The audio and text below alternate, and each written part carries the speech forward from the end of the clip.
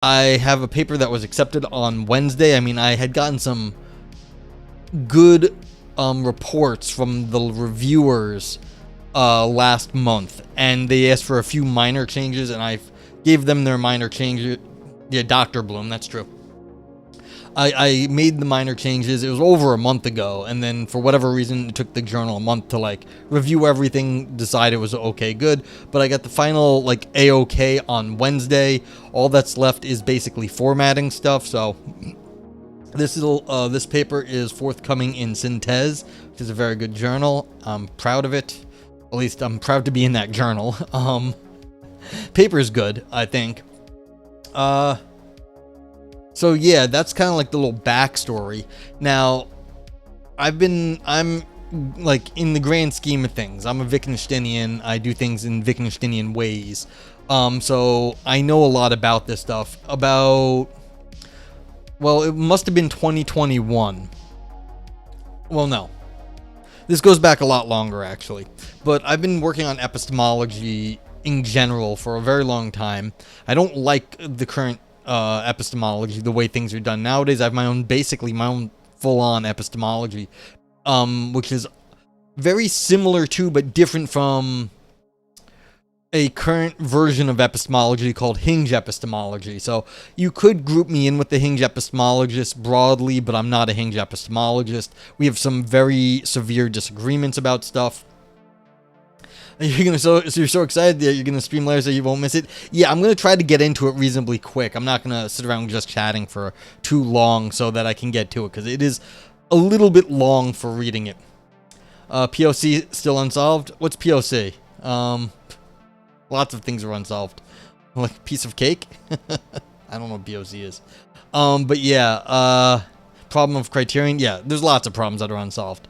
But so, what was I saying? Yeah, so in 2021, actually, Aris asked me if I had something to send to the Southwest Philosophy Review. If you all remember 2021, we were in the pandemic. They were doing an online conference. The fun thing about the Southwest Philosophy Review conference is that it's peer-reviewed, and then they publish it in their journal. So this is a peer-reviewed publication that got sent out, and so it's a hard journal. It's a hard conference to get into because you get the publication out of it. In Southwest Philosophy Review is not like some big journal, but it is like respected. So it's cool. So that got published in 2022. And during the discussion of my paper, someone brought up the problem of deep disagreement, and I gave an answer, and it wasn't very good. So I had been thinking about it for a long time, for a few years, and like the intervening time between 2022 and 2024, when I saw there was a call for papers on Wittgenstein and moral deep disagreement. So my work was primarily in epistemology, but I said, could I adapt this for moral disagreements too? And I realized, I was like, yeah, I put some time and effort in, and I could. So what I did was I actually wrote one paper. I realized it wasn't good enough. I scrapped almost everything like a week or two before, well, not everything, but a lot of it the week or two before the deadline. Rewrote a huge amount, like crammed it in. 2024 was very rough on me for various reasons, but I had a lot of deadlines, a lot of other bullshit happened in 2024, and yeah, so I crammed that in. I got it in, got it out, and it went through multiple rounds of review. Like they were like, there's something here, but like they wanted a lot of changes, and so I made some changes. They were like still not good enough, and so I then added a major example, which I'm going to talk about later because they really liked it. And I think it's good, because it does kind of prove my point. So I added a major example, and then after that, they were like, nah, man, this is good. And so then that was just, a month ago when they said, like, minor, like, little rinky-dink things. One of the reviewers was really pedantic. But whatever, I don't care. Like, you want to change a one word here, one word there, it's like, fine by me. It's like, okay, I can change that word. It doesn't really matter in the grand scheme of things. So it's like, just do what they say. If that's what makes the reviewer and the journal happy, go ahead. What do I give a fuck if they're pedantic? It's like, it's just more time, but you get the publication out of it. So, yeah. And that's sort of the backstory. And so after, because this was the original call for papers was due, I think, the end of March of 2024. So it's been under review for over a year, asking for various changes and minor stuff. But like, yeah, so that's what the sort of the backstory is on this paper.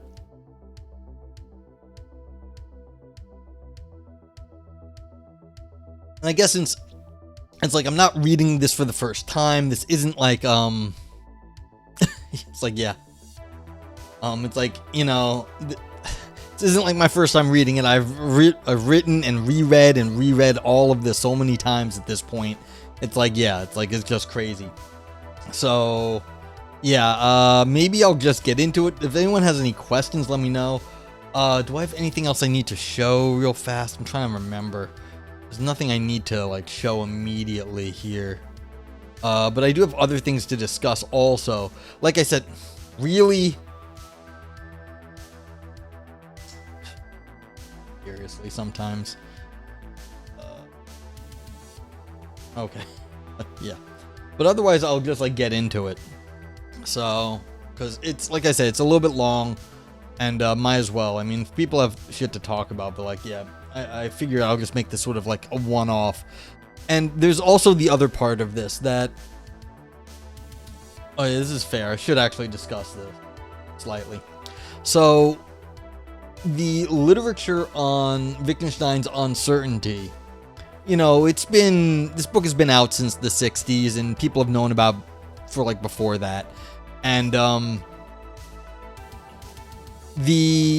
there's been, like, some sort of general discussions in this area since the 50s and 60s on, of course, on these topics. But then there's also been sort of, like, the general interpretation of how things are in epistemology since, like, the 80s and further.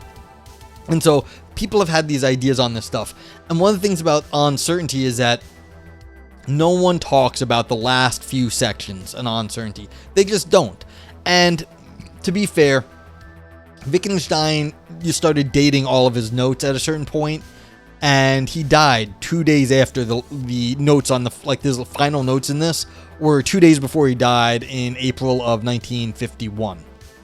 So I think people just said, you know, we don't quite understand what he was talking about then, but then again, he was dying of cancer.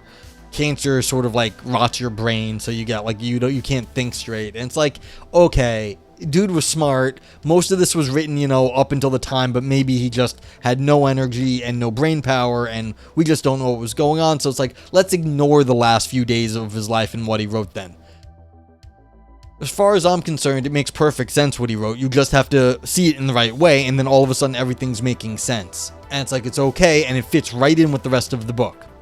So I believe my interpretations of Wittgenstein at the end of the book are basically the only ones out there that make any sense of it, other than just saying, well, he was sick and dying. So this is part of, like, a little bit of exegesis of what he meant at the end of the book and what was going on and why it was clever, as opposed to just saying we don't understand it and he was, like, you know, brain-addled at the time.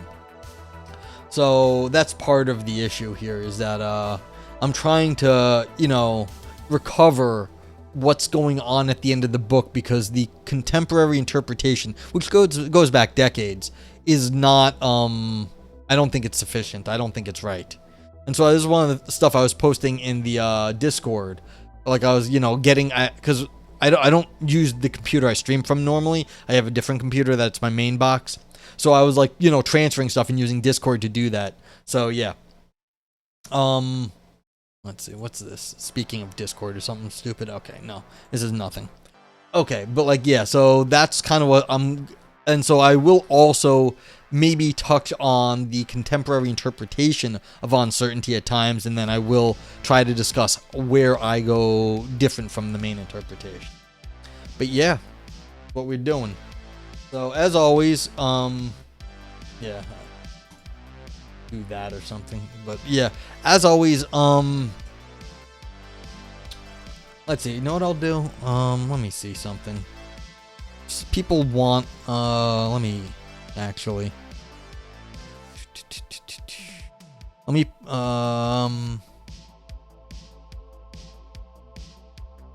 Where's my link? Hold on one sec. Let's grab the link. Copy link.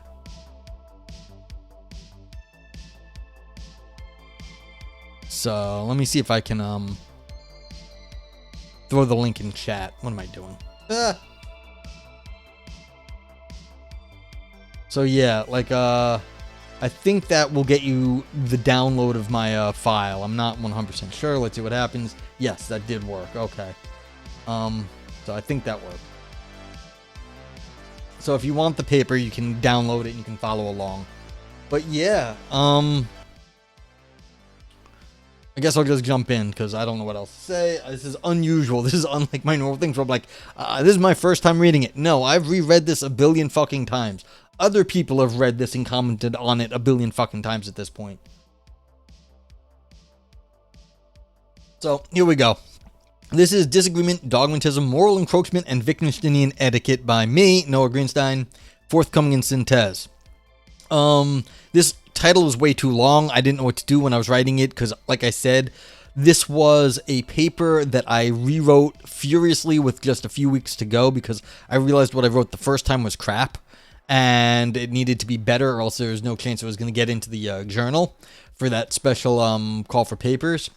So I made a long title just to explain stuff. Long titles are good for the genre, though. Yeah, I don't like long titles, but it's not really a problem. That's fair, Luminance. Yeah, like, it's not bad because the Wittgensteinian etiquette and moral etiquette is, like, I like that. It puts it into the virtue ethics realm. It makes it kind of an ethics. Also, they're in, Confucian philosophy, they also are big on a kind of etiquette theory and virtue ethics also. So that this puts it in a wider sort of within wider theory. And then we've got, okay, this is the epistemology here is disagreement, because that's this is the general area. It's the epistemology of disagreement. When people talk about disagreement in philosophy, it's an epistemological issue, and I do epistemology. And then, of course, we've got dogmatism, another sort of topic in epistemology. And moral encroachment is, this is all just sort of epistemology. Ooh, was Wittgenstein Confucian? Good paper idea. Yeah, you could actually... Now, it's very hard, and we'll discuss this later. Moral disagreement, pretty big thing. Yeah, and metaethics. Yeah, exactly. So that's the general areas, metaethics. It's very hard to find ethics in Wittgenstein. People have had to piece it together, and I'll get into that later, because I have to do that too, to make the claims. Okay, so here we go. Alright, introduction. What can be done about deep disagreements? When we disagree enough for some trivial reason, it can be seen as if nothing can be done. Without common ground, even what appear to be the most basic claims about the world can be the source of disagreement. If we were to figure out how to find common ground between disputants, this would be an important first step in adjudicating our deep disagreements. You were actually going to ask me that? Yeah, this is one of the difficulties. He did make some claims about ethics at different times. Like, he has a very famous lecture on ethics from the 20s where, and Yovko, you were commenting, why can't Wittgenstein write in a normal way? When he was writing for philosophy, he was writing in his, like, sort of paragraphy, style. When he was giving a lecture, and that lecture was, someone was taking notes on it, so, like, it was just recorded, that lecture comes off completely normally structured, as if like it was written by anyone else. So when he was talking, it was normal. When he writes philosophy, it's his sort of idiosyncratic style. So part of the issue is why he writes the way he does. It was thought maybe his dyslexia messed with him a little bit. I don't know. This is like going back and diagnosing people from even 100 years ago with like current ideas about medicine is very difficult and very like suspicious to do. It's like it's a suspect thing to do because you're piecing things together with stuff they said about how they were when they were younger, and who knows exactly what they were thinking about at that time, because we don't have the modern diagnostic tools to ask the same sort of questions. It's all pieced together. But like when he was just giving speeches, he sounded as if it was structured in this sort of like everyday sense. When he was writing, it was not. So it was just part of the little history there. Okay, so my goal in this paper is to investigate common ground with respect to deep disagreements. To do this, we need to be able to separate legitimate deep disagreements from illegitimate ones in both epistemic and moral spheres. However, this is easier said than done. Not only are there difficulties such as dogmatism and moral encroachment to overcome, but there are also underlying philosophical problems. The debate in the deep disagreement literature is often framed in terms of Wittgensteinian hinges, which are taken as basic and unanalyzable. This means that when we disagree in this way, we leave ourselves no philosophical recourse, that is, there's nothing further that can be done. The disagreement and our analysis remain at a standstill. An alternative theory is needed. Instead of hinges, I rely on me from 2022, which draw on similar Wittgensteinian texts as the deep disagreement literature. This allows us to both represent the deep disagreements and also analyze them in a way to potentially adjudicate between different positions. The paper proceeds as follows, and don't worry, I fucking hate people who like put big outlines, so I understand it's very good for the reviewers, so I allow myself like 1 or 2 sentences to do this, just so I don't freak out reviewers. The paper proceeds as follows. Section 2 outlines deep disagreements. Section 3 discusses threats of triviality toward deep disagreements, dogmatism, and moral encroachment. Section 4 introduces the non-hinged methodology for analyzing epistemic deep disagreements in terms of epistemic compounding. Section 5 extends this analysis to moral deep disagreements, introducing a moral etiquette. Section 6 concludes arguing that our moral etiquette provides a way of expanding common ground, potentially helping to resolve deep disagreements. Banana, what's up? You're copying that? I love how concise it is. Yeah, this is like my concession. I understand from being in the business long enough how it helps people to have like a structure to what's going on, so that, you know, you don't put extra sort of mental burden on them so that they have to figure out what you are arguing. You give them the structure at the beginning so that they can fit in the pieces. Like, you do it fast. You're just giving basic structure. They can fit it in the pieces later, but that way they don't also, like, they're not required to also realize what the structure of the paper is. You personally love when it takes half the paper? Yeah, exactly. It's great. Lumen says it has to be done is the genre standard. I treat writing articles like a fun game of how to find the precise interweaving of what I want to do and what the journal requires. Yeah, that's part of the game. It's how are you going to actually do philosophy in a way that it can be communicated. That's part of the difficulty. It's a question of rhetoric, really. And I spend a lot of time worrying about rhetoric. If you've been here, you know I spend a lot of time worrying about rhetoric. So, like, I wish everyone wishes. It's not like I shouldn't even make that claim. The way things are in terms of getting stuff published have certain requirements, and then how you actually can deal with the requirements of publishing versus what you want to say. Okay, so deep disagreement. What has been said in terms of deep disagreement literature? What has been said in the deep disagreement literature? Vogelin, 2005, set the initial stage in terms of argumentation. So you can see this is about a 20-year-old. The current debate's about 20 years old, although I think it goes back to like the 80s actually. Like the deep disagreement literature, but this is like the current stuff is about 20 years old. What is a deep disagreement? First, let me say what I don't mean by this notion. A disagreement can be intense without being deep. A disagreement can also be unresolvable without being deep. I can argue myself blue in the face trying to convince you of something without succeeding. The explanation might be that one of us is dense or pig-headed, and this is a matter that could be established beyond doubt to, say, an impartial spectator. Yeah, if someone's an idiot, you can't convince them. That's going to happen. But we get a very different sort of disagreement when it proceeds from a clash of underlying principles. Under these circumstances, the parties may be unbiased, free of prejudice, consistent, coherent, precise, and rigorous, yet still disagree. And disagree profoundly, not just marginally. Now, when I speak of underlying principles, I am thinking about what others, Putnam, have called framework propositions, or what Wittgenstein was inclined to call rules. We get a deep disagreement when the argument is generated by a clash of framework propositions. Yeah, and see, Putnam had been around for a long time. Putnam is one of these great philosophers of the second half of the 20th century. Wittgenstein, of course, was earlier. But so we have the idea is that you have a framework of how you understand the world, and that's what determines the stuff you can discuss. So it's you have a background theories, and that's what you think the background of our knowledge is, and there you go. Okay, so shifting to something more concrete, Renali says in this 2018, let's begin our discussion with an example of a paradigmatic deep disagreement. Young Earth creationist. Henry is an evangelical young Earth creationist who accepts that the Earth is no more than 6,000 years old and a nexus of conspiratorial claims as evidence of why scientists have been misleading us about the age of the Earth. Henry also rejects the theory of evolution in contemporary cosmology, citing literal readings of the Bible. Quote, "Your denial of Scripture is unjustified," he says. Henry's neighbor, Richard, is a proponent of so-called New Atheism and rejects the religious and young Earth creationist views of his neighbor Henry, and asserts that the Earth is much older than 6,000 years. Your denial of geology and evolutionary biology are unjustified, he says.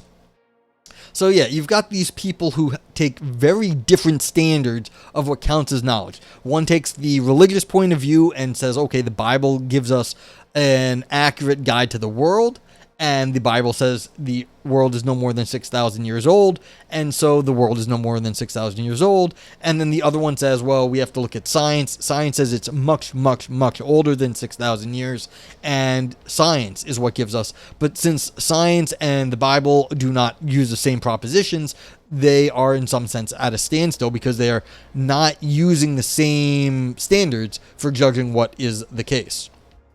Okay, Renali continues by developing epistemic desiderata. These are epistemic criteria that set that a theory of deep disagreement needs to explain. So we've got 1. Disagreement. It needs to be consistent with the conflict being a genuine disagreement. 2. Reason taking. It needs to be consistent with the view that in cases of deep disagreement, the disagreeing parties at least take themselves to be giving reasons for their views. 3. Systematicity. It needs to explain why deep disagreements involve systematic disagreement. And persistence. For persistence, it needs to explain why deep disagreements tend to be persistent and thus unresolved.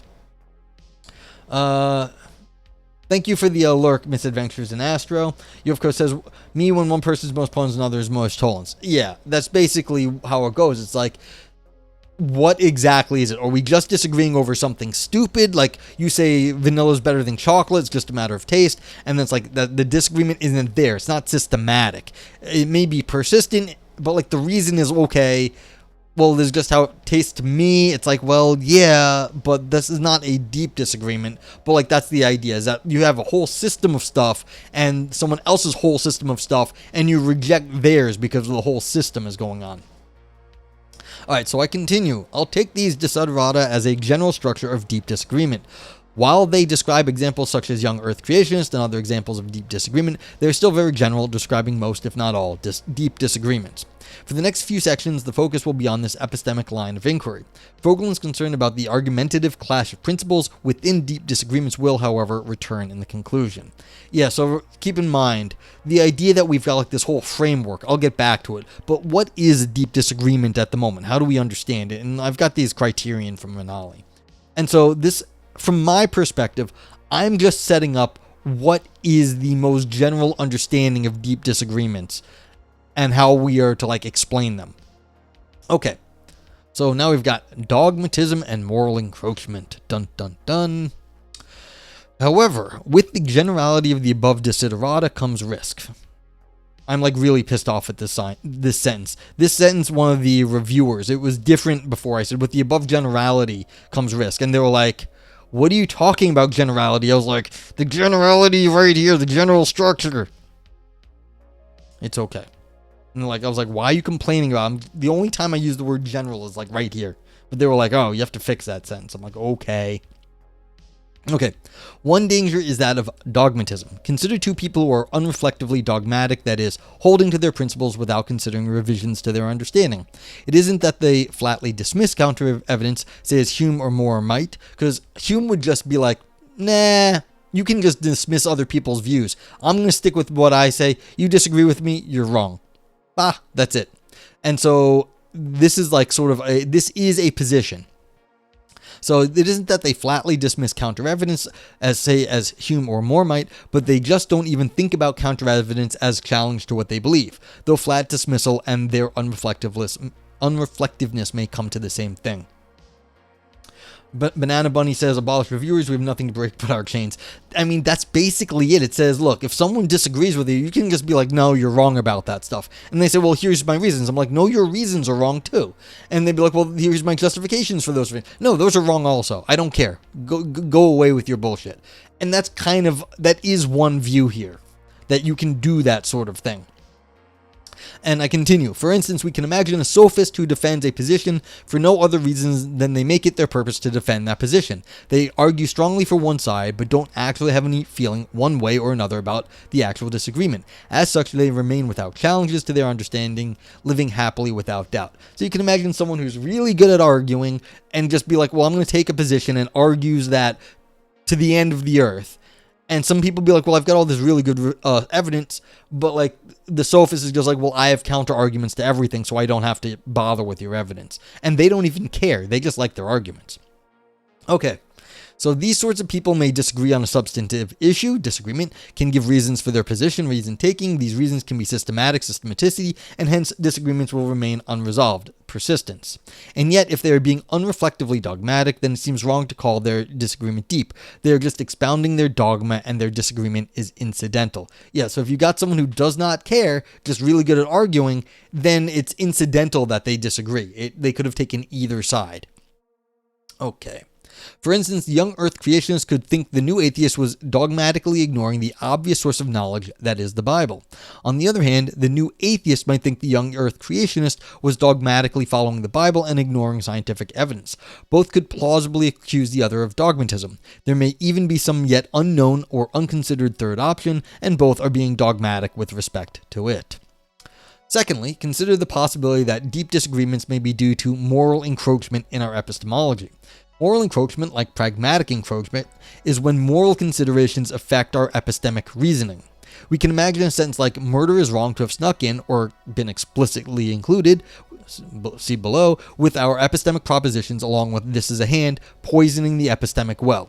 If some non-truth apt senses have been embedded within our epistemology for either hinge principles or principle-based epistemologies, then it follows that the intractable moral disagreements will be recapitulated in our epistemology. Okay, I know there was a lot of big words in that this paragraph, but the idea is that there's something called pragmatic encroachment. So you start saying stuff that you think you know, but it's like these aren't as secure just because it's pragmatically useful to say, the sky, the sky's blue. Sky isn't always blue. Sometimes it's cloudy. Sometimes the sky's white, but you're just going to include the sky is blue, and it's pragmatic to say such things. You could also say things like murder is wrong, or killing people are wrong. But I mean, then you have exceptions, well, maybe there's war or self-defense and you have to use it. So you're being pragmatic, or you're just being a little bit loose, and you can imagine stuff like that sneaking into things you say, well, I know it's wrong to kill people. Well, is it always wrong to kill people? How much do you actually know that? And then all of a sudden, if you get these sort of it's, there's exceptions, well, in that case, you're letting exceptions, things with exceptions into what you claim to know. And that's kind of a problem if you're saying, I know this, all the stuff I know is really hard. Well, you're very certain, well, now you're adding extra stuff in. What's up, Maddie? This is how we turn to Henry Kissinger. Yeah, Henry Kissinger, a lot of people die. Frank says, no, we'll deeply disagree with Amy, says he doesn't have a hand. Yes, I will. But, I mean, the idea is that, there's other stuff out there that you might be well, I know trees exist. Well, if you know trees exist, that's fine. Well, do you also know planets exist? Well, okay, if you know planets exist, do we know that, you can get further and further away from things we experience regularly? And so it's hard.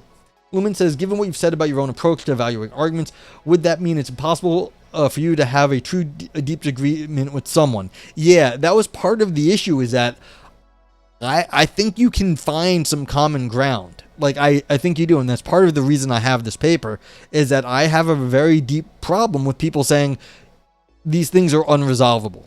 And so this paper is going against the folks that say deep disagreements are unresolvable. So that's part of the issue. I think we can find common ground. Now, practically, we might not always be able to do so, but I think in theory, we are like all hope is not lost, because in a lot of these other theories, there is no way to find any common ground, and that I take issue with it. And how you doing, Maddie? Thanks for stopping by. Okay, yeah, so the intractable moral disagreements will be recapitulated in our epistemology. So like if we've got like, well, I'm right, you're wrong, or like this is God and that's not God, whatever it is, we might get ourselves into our knowledge on top of like things we might consider moral, and then we are just going to have a lot of messy disagreements everywhere, and no one's going to agree about anything. Okay. This is not an idle concern. Recent discussions in the literature have countenanced the idea of basic moral certainty, which are analogous to Morean facts. Pleasant says, quote, "The statements death is bad and murder is wrong are not moral propositions, but expressions of basic moral certainty.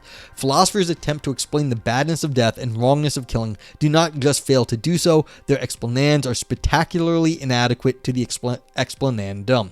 And this is kind of what Yovko was saying earlier. One person's most ponens is another person's most tollens. However, if I say death is bad or murder is wrong, that's what's fundamental. You can't explain, you can't give me a reason why murder is wrong more than just defining murder. Like, you're killing innocent people. There is nothing else. Be like, well, it was painful. Well, lots of things are painful. That doesn't fucking matter.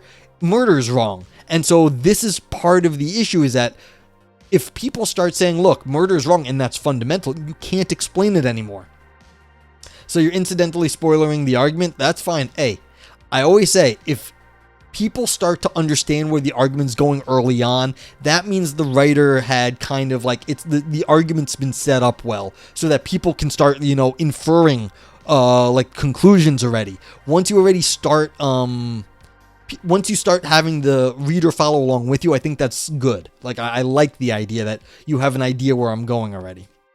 So the idea here is, again, what I'm saying is that there's basic in the literature, it's kind of allowable that there's moral facts that are just at base, and you can't actually give more justification for them, because if you don't understand why killing innocent people is wrong, there's nothing I can tell you. You're a psychopath.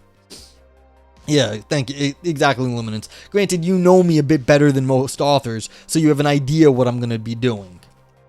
Okay. So that is, we take statements like murder is wrong or slavery is wrong to be just like this is a hand. They express brute facts in the world, not propositions we have to justify. As such, they are more certain than any explanation we could give them, and hence are beyond questioning. Like, if I have to explain to you why murder is wrong or slavery is bad, what the fuck am I going to tell you? Like, oh, imagine you're a slave. That's not like, if someone can't already have made that inference on their own, and I have to like explain that to them, there's something wrong with that person at this point. And I'm not talking about like a kid. I'm talking about like an adult here, Okay, Yovko says, it reminds me of this thing I thought about free will debate. It can seem often where people don't share pre-theoretical conceptions of the thing they're talking about while thinking they don't. An example of agreement in this applies to, for example, for the free will, that the control factor that allows for moral responsibility, and more specifically that this control factor thingy is the ability to do otherwise, and then there's a person that straight up defines free will as the ability to do otherwise. Yeah, that's basically it. If someone is defining, oh, I have free will, and then someone's just like, defining off of that, there's no disagreement there, because the free will one person's defining is fundamental. And that's a good point. I mean, this happens all over philosophy, of course, but like, this is just the structure of argumentation. Okay. All right, note that even though Pleasant says these statements are not propositions, like he said, they're basic brute facts. But, I mean, how do you represent brute facts? So, even though Pleasant says these statements are not propositions, this doesn't mean they can't be treated as such like any other fact. Quote, "For us, the propositions that slavery is wrong has the status of an established fact. We know that slavery is wrong in the same manner that we know that the earth is spherical, or that the Battle of Hastings was fought in 1066. End quote. The point is that while we have to be epistemologically precise to recognize the special status of basic moral certainties, as opposed to other normative statements, there is no difficulty in using statements of basic moral certainties like any other facts in the world. In this context, it is equally a truism and trivial to say murder is wrong, as is to say that this is a hand. Hence, these basic moral certainties can be included with other knowledge. The result is that, even though there is disagreement in the literature about the philosophical status of basic moral certainties, this discussion is enough for my current purposes, and I'll say more below. Insofar as we have the ability to specifically identify these certainties, Either basic moral certainties are explicitly included in knowledge for those who support knowledge of moral facts, or in error via moral encroachment. That people normatively disagree whether murder is wrong can thus present itself as an epistemic disagreement. Okay, so all I'm doing there is I'm lumping in the basic moral facts into the epistemology. So now I can actually take that, I can like kind of do the whole thing in block a little bit. The argument from my epistemology will apply to moral disagreements too. Okay, here's an example. If we consider moral encroachment with respect to the example, a similar conclusion to dogmatism will be reached. The young earth creationist might consider the new atheist to be morally prejudiced against the Bible. While this prejudice may not be dogmatic, it yields the same results. The new atheist does not consider the scriptures a source of knowledge. Conversely, the new atheist might believe the young earth creationist has justifiably derived their ethics from the Bible, but in doing so has mistakenly included some claims that should have been understood in terms of moral guidance, as historical truth. Hence, from the perspective of the new atheist, the young earth creationist has conflated moral and epistemic claims, leading to a false belief about the age of the earth. Deep disagreements between moral realist and an error theorist. Yeah, I mean, I'm not dealing with error theory here, really. Although that could be treated as part of the encroachment here. So it's like, it's not that the moral realist, it's that when you get down to the fundamental facts, then there's no error there. Murder is wrong, full stop. There's no error. There's no error there. Same thing with like, this is a hand. There's no error there. So it's between realists and error theorists. What's up, Miro? Yeah, I'm reading my paper and it's going okay. Yovko says, and how you doing? And then there are people who might say no, free will is not the ability to do otherwise because that doesn't give you moral responsibility, while the others but it defines the ability to do otherwise. To me, it seems they're just talking about the same thing here. They don't even disagree. Just happen to be using the same term. Yeah, that's fair. They're talking past each other, and that's exactly it. They're using the same words, but they have different backgrounds, and that's exactly what's going on in this deep disagreement literature. They take different things as fundamental, and so even though there is a disagreement there, there's no way for them to like actually agree on anything. You had some Lay's Puffables, and they were good. It's great to hear. I'm happy that you had some good Lay's Puffables. Yeah, so if people are like, adding moral statements into their, like, what they consider knowledge, maybe the knowledge is getting a little bit mixed up with things that people consider right or wrong, and it is like, less knowledge based at that point. Okay, granted, there's no guarantee that all deep disagreements are actually due to mistaken uses of moral statements for epistemic ones. To dismiss all deep disagreements as such would be to reduce all of our epistemic disagreements to moral ones, which seems over-reductive and unjustified. But it is at least plausible that some disagreements are due to ambiguities within our language, and so this is what we were just like, error theorists. I mean, you could say there's ambiguities within our language and thought where we have conflated normative claims for epistemic ones, and then these conflations manifest as apparent epistemic disagreements. Yeah, so if you've got some ambiguous stuff in your knowledge, you might then think that we're going to disagree, but it's really just ambiguities in the semantics. That happens. Okay, this raises the stakes on moral encroachment. We will not be able to resolve all of our epistemic deep disagreements without being able to first identify, and for those who include moral statements as knowable, solve our moral deep disagreements. Note that in the above examples, both the young earth creationist and the new atheist will each believe themselves to be arguing in good faith and would not consider themselves to be gratuitously dogmatic nor arguing from tainted epistemic principles. Therefore, if we reserve judgment between the young earth creationist and the new atheist, the specter remains for each disputant that they have unwittingly included some dogma or normative claims which lead to unjustified beliefs. How then to distinguish between actual deep disagreement and illegitimate dogmatic disagreement or moral encroachment? Miro, the paper is on the epistemology of disagreement, both epistemic and moral disagreement. So it's a paper in the general realm of theory of knowledge and also kind of meta-ethics. How do we identify and resolve deep disagreements when we disagree about like the way the world is or what is morally correct? Am I a moral realist or moral anti-realist? Yes. I'm generally an anti-realist about basically everything. Although I do hold that this is a hand is fundamental. So I guess that would be a realist position. Yeah, I don't have like very strong feelings on realism. I just have like this is a hand is something I can argue for. Murder is wrong. If I have to tell you that murder is wrong, like I think that's real. But like again, realism isn't a like it doesn't have any pull on me, like arguing one way or the other. I mean, I guess I fall into the realism category. See, for example, all of that stuff. Yes, exactly. It's an epistemic thing, not a moral thing. Yeah, but I would do I'd put in like murder is wrong, similar to that. I think that's kind of like similar. I don't have a great feeling for this stuff though. I'm not really an ethicist. Lumen says I think we have the same exact position on that. Fair enough. So I'm a Morean intuitionist. Yeah, I'm much closer to Moore than most people. I argue for like Morean facts very hard, and I've done so in previous work. Actually, I start quoting myself here about where I do argue for that in the next section. Okay. 4. Epistemic compounding. To investigate this issue, we would need a way to police our epistemology for dogma or moral statements. Unfortunately, there are difficulties for the major epistemologies in the deep disagreement literature. Many hinge theories hold their fundamental positions to not be rationally doubtable, and principle-based theories have difficulty distinguishing normative differences.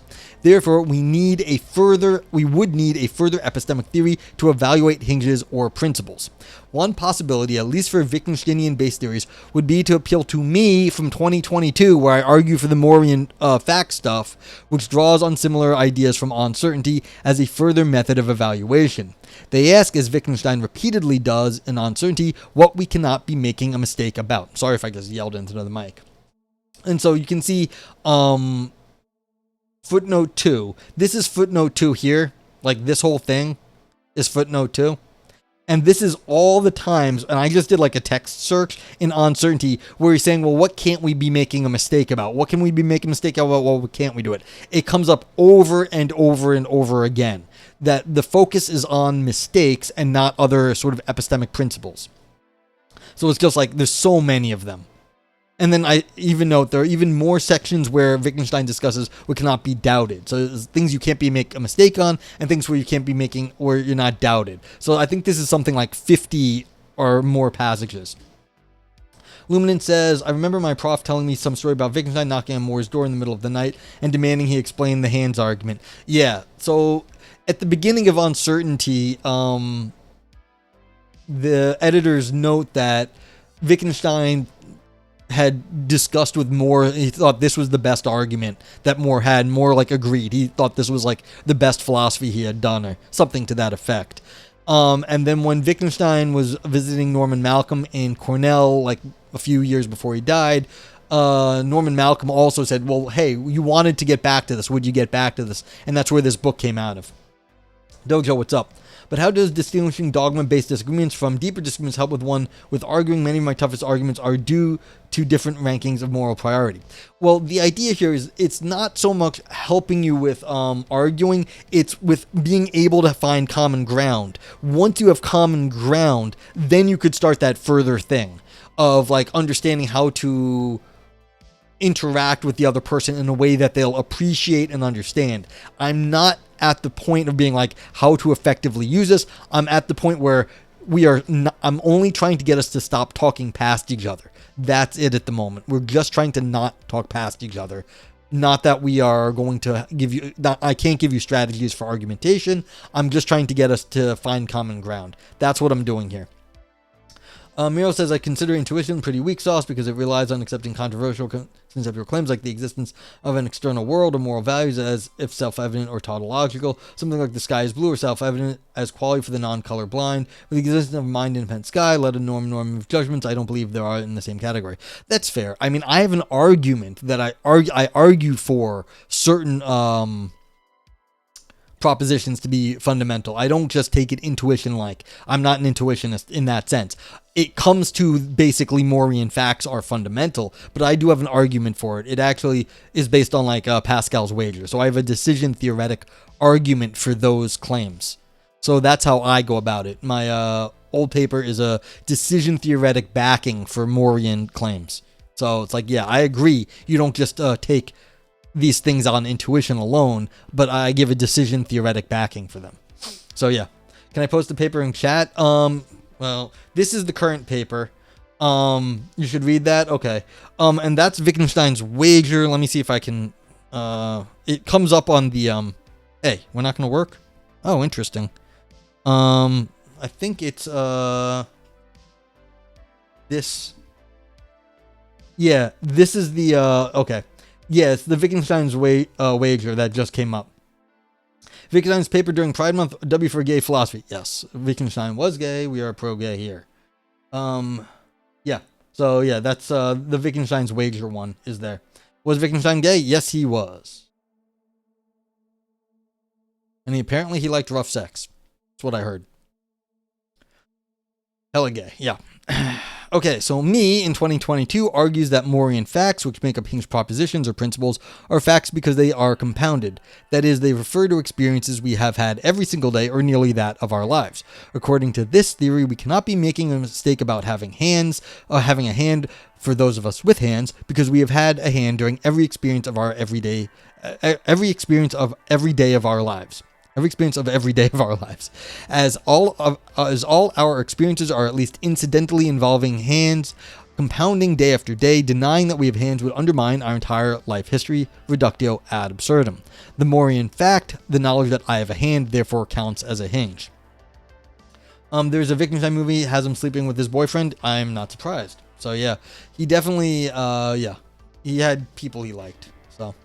So yeah, this is the basis of the argument here. It's very quick.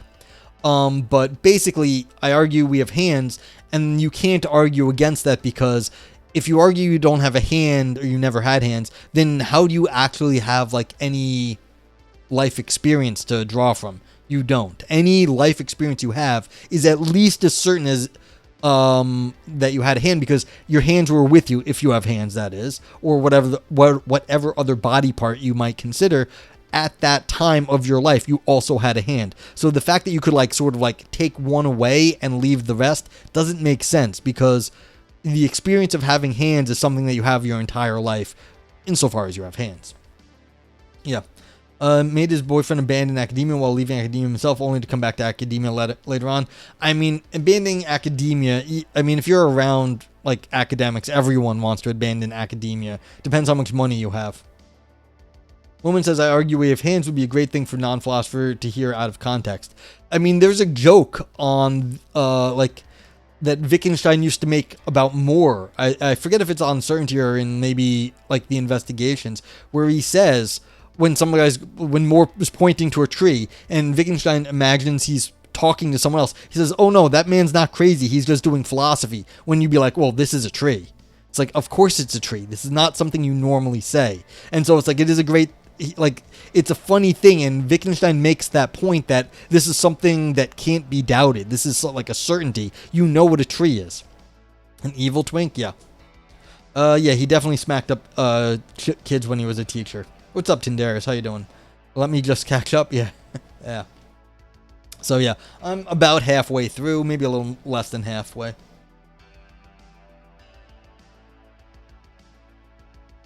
So this is me setting up my position right here. Once you start being like, okay, we have a decision theoretic backing for certain propositions, then you can start saying, okay, what counts actually as knowledge and what doesn't count as knowledge. Lumen says streaming at 10 p.m. is too early for Tinderos. Yeah, I mean, fair. Watching in 3x back in some minutes. Okay, yeah. What's up, Bowser? So this is me setting up my decision theoretic theory from my other paper here, that I can now start relying on, you know, a reason why I can say, well, it's not just an intuition that I have a hand. I say, well, I had a hand my entire life, and any question I might raise about it would, you know, undermine anything that I did in the rest of my life. So it doesn't really make sense. Miro says, I'm curious how to respond to the problem of Occam's razor when it comes to the external world, because Occam's razor, to Miro's understanding, says don't multiply entities beyond necessity, and hypothetically it's not necessary to posit a mind-independent world. Yeah, but I don't... So, like, I'm not using Occam's razor here at all. I don't see how that's a problem. And Occam's razor has a lot of problems on its own. There's the reverse of Occam's razor, which is don't use exactly as many entities as it needs to explain it and not any less. Like, you don't postulate too few entities when the situation causes for more entities. So it's like, yeah, it's don't use any more than necessary, but also don't use any fewer than necessary too. So it's a problem for... Like, there's a bigger issue around Occam's razor. The idea is that you don't use anything that is unnecessary to make your explanation, but also, then you also don't use, don't use more, don't use less. There's the Sherlock Holmes. If you've eliminated all the impossible options, the only one left is the real one. So it's like, okay, so that means you have to go through the infinite number of impossible situations. No, there's like a reasonable number of like actual probable situations. Like, it isn't aliens every time. You have to like be like, well, there's this kind of alien and this kind of alien and this kind of alien. So it's actually a little bit more... The Occam's razor stuff gets way more sophisticated very quickly.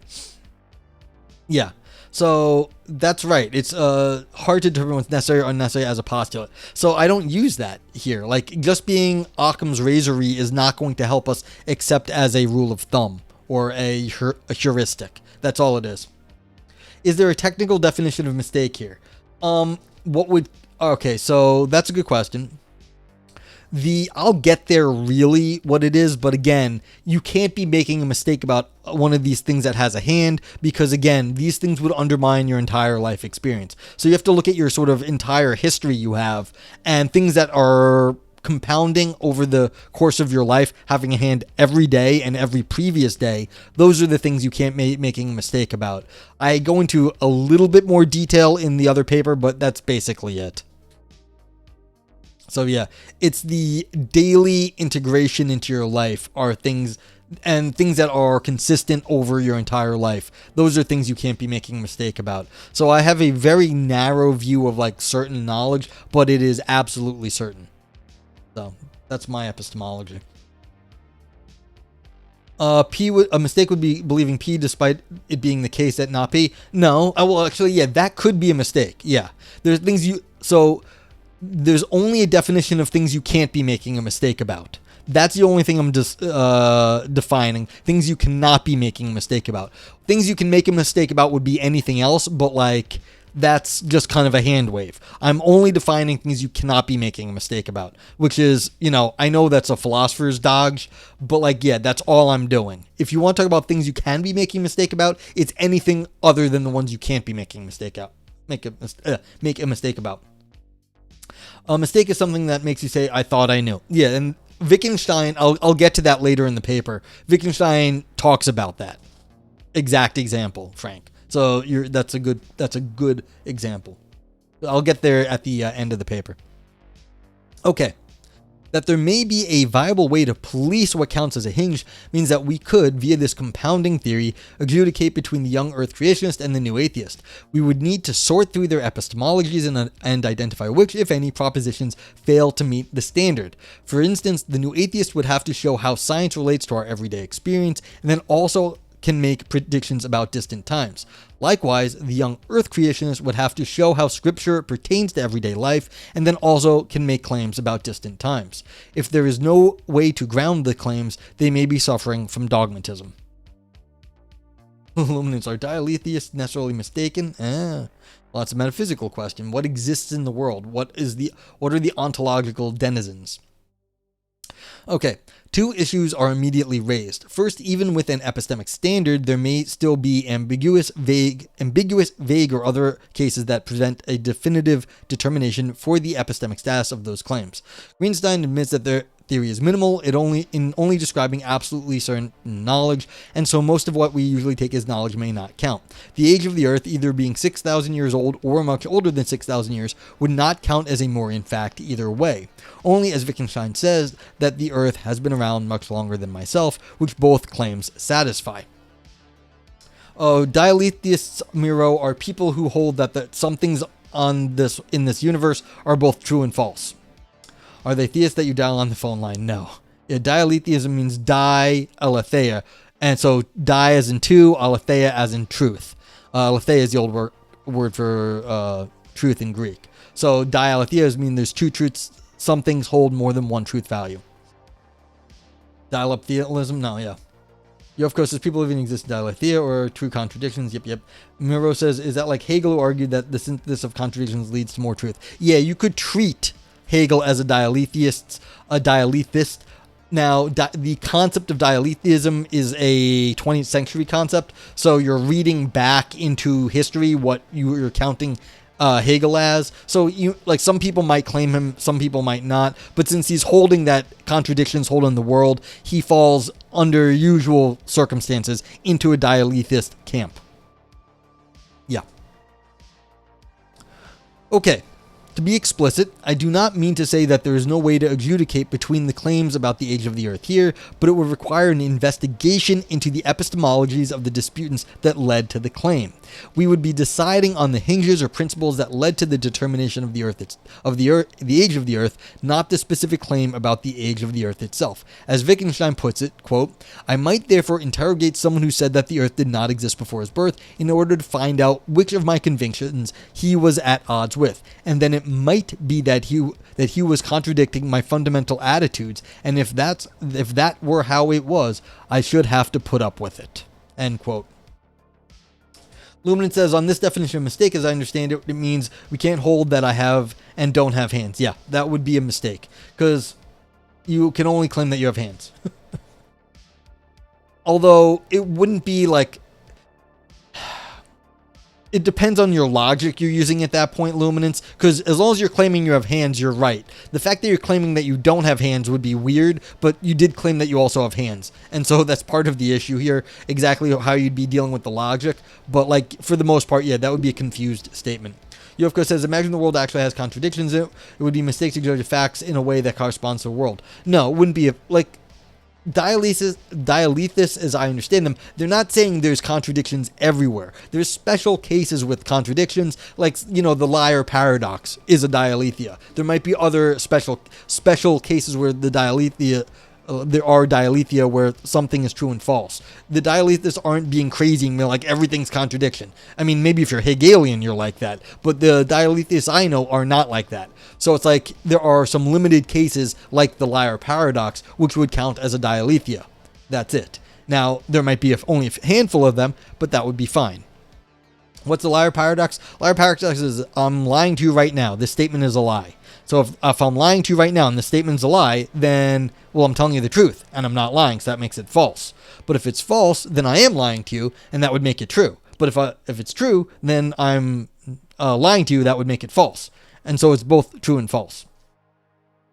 Most dialetheists seem to think dialethia are rare. Kane Baker has a video on that. Yeah, I mean, they are rare if they exist. Yeah. Okay. What was I saying? Okay, that there can be such an investigation speaks to our ability to identify our fundamental epistemic attitudes. My claim is that, armed with the ability to investigate our fundamental epistemic attitudes and a way to ground those attitudes in experience via compounding, we will be able to separate out at least some attitudes that are not so grounded, that is, our dogma. In this way, we can show that the deep disagreements we have are not at least obviously dogmatic and hence reflect some substantive epistemic problem.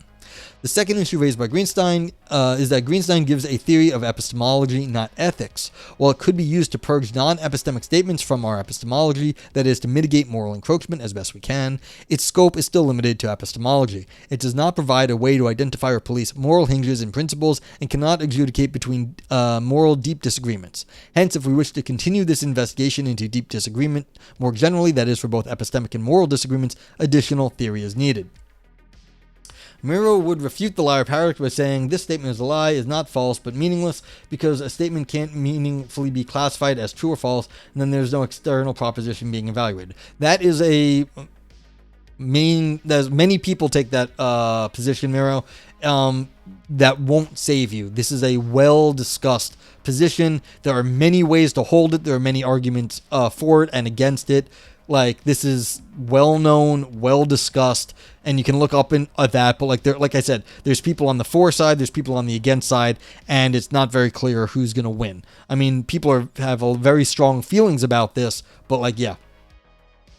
There's a revenge liar. The sentence is either false or meaningless. Yeah, there's a lot of iterations on this. And we got Carnap in the chat. Yeah. Yeah, Mero's not a logical positivist at all. Okay, yeah. But like, yeah, it's a huge literature about the liar paradox, and there's many positions on it, and many counter positions on it. So yeah. Okay, Wittgensteinian etiquette.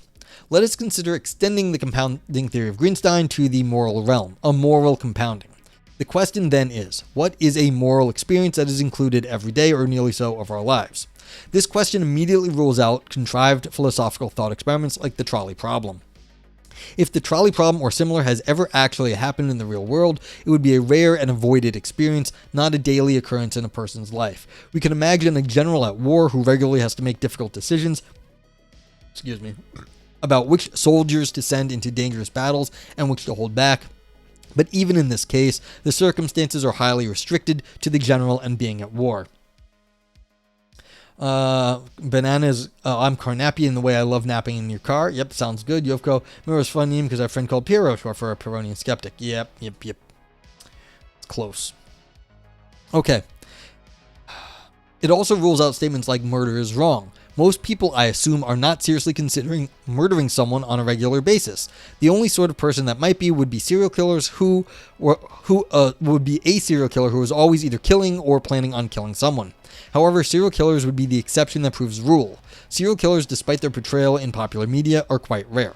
Hence, while I agree that murder is wrong, it would not count as a basic moral certainty under a compounding theory. On the other hand, what would count as a daily moral activity? Let us start with some folk wisdom. Consider the claim. A. If everyone you meet is an asshole, it is not the world that is exclusively full of assholes, it is you.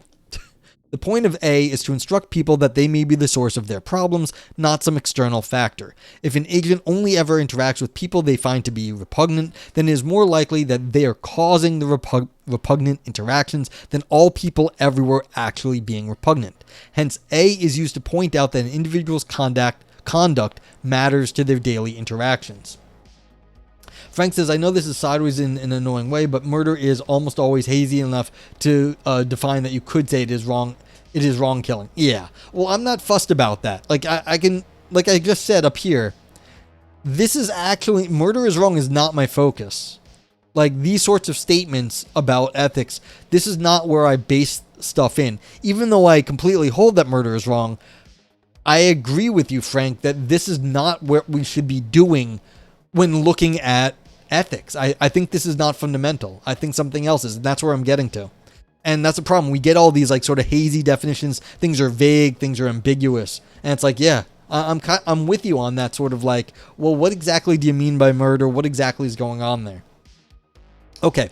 A personal anecdote. My grandma once told me that I had to smile at every fifth person I passed while walking down the street. And this is true. This actually happened. Perhaps she was trying to make me less of a curmudgeon, or else maybe spread some random good cheer in the community. I don't know what her intention was, but it did have an effect. Some people smiled back, and I noticed that they smiled back. So regardless of whether this practice actually did raise the general cheer in the community or make me less curmudgeonly, I at least appreciated understanding how my interactions affected people. Next, consider B. Listen to your body. While this could be seen as a derivative of the ancient Delphic maxim, know thyself, B is more specific. We need to pay attention to our bodies, that is, how our physical selves are behaving. This is important because it reminds us that our health and how we physically feel is important to our overall well-being.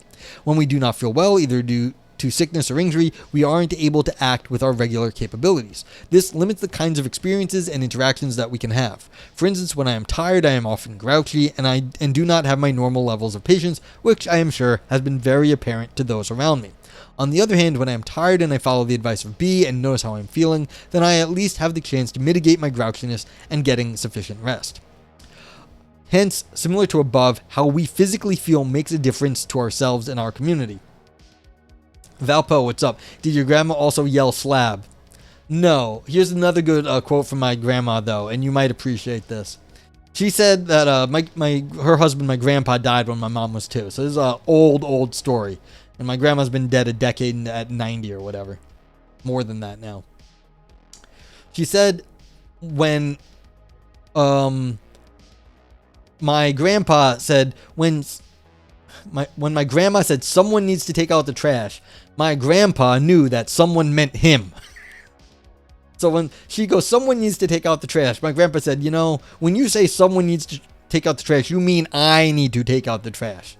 So it was one of these vague or sort of like not very clear, ambiguous terms that when discussing in a domestic situation actually had a very specific referent. So she always thought that was funny in terms of like a linguistic thing. Miro says, do you consider yourself sympathetic to any meta-ethical theory in particular? Yes, mine, that I describe here. That's the only thing I'm sympathetic to. I mean, in terms of the main theories, I am vaguely closer to a virtue ethics than other stuff, but I don't know what a virtue is. So I wouldn't even be able to tell you what a virtue is because I don't know what a virtue is. That's just Aristotle whacking off, I guess. But I'm closer to that. I mean, in general, I actually call myself a neo-cynic. Like, cynics don't really have very much theory. So I'm a neo-cynic, is what I am. Yovko, virtuous is a position in ethics and not meta-ethics. Yeah, that's fair. But, like, you could also define a meta-ethics about, like, what goes into virtues and stuff. So, yeah.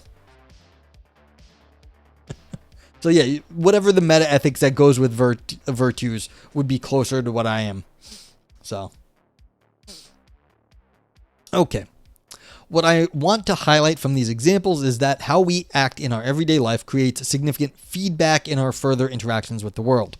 Our everyday practices and habits, such as simply sitting down for a good meal, can put us in a better mood, which in turn can lead to ourselves and those around us having a more enjoyable experience. In recognize that our everyday practices create feedback, we give ourselves an opportunity to understand how our everyday practices have impact on our lives. Miro says, I'm going to start Critique of Practical Reason by Immanuel Kant relatively soon, and I'm interested in seeing what the arguments for deontology are. If you are interested in the Critique of Pure Reason, guess what is happening in the community soon? Our good buddy in chat right now, Luminance, is going to be reading the Critique of Pure Reason on stream. So I encourage you to follow Luminance Bloom and his upcoming streams on that. So yeah. Yovko, though it is in my opinion that there are many meta-ethical questions which are independent from my ethical views. That's fair. Yeah. Practical reasons are not pure reasons. Yeah, but I like my practical reasons. Miro says, I'm reading Critique of Pure Reason, but I'm starting Critique of Practical Reason soon as well. Yeah. You're going to do it in like an hour or so. Yeah, so as soon as I'm done with this, you can go over there. Or actually go over there. If you want to read that, fine by me too. You don't have to listen to me drone on about my own work. Okay. DCI, your grandma was making a locutionary statement about the trash, but implying an illocutionary act. Yeah, well, that's why she was telling me. She thought it was funny. So, yeah. You on the Discord of...